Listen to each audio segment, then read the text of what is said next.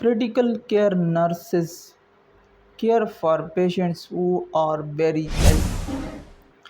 It provides one-to-one direct care.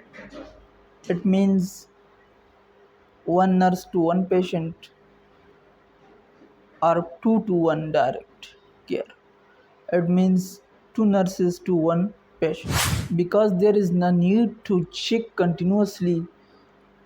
and monitor vital signs and other things too. Elderly patients are more at highly risk to develop new problem because they are already fighting with sepsis, trauma, or very severe illness, and due to this reason, their natural immune system become weak and can't fight, and they are more vulnerable to develop new problems.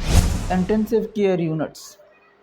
This is a place where trained nurses, doctors, respiratory therapists, technologists are only for the sickest patients in the ICU.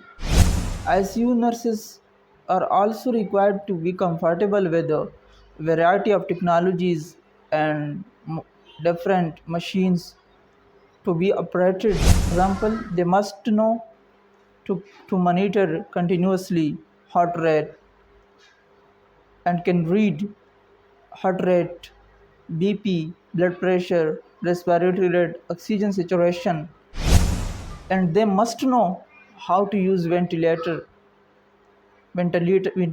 uses, infusion pumps, and disease analyzers, alarms, and safety tools.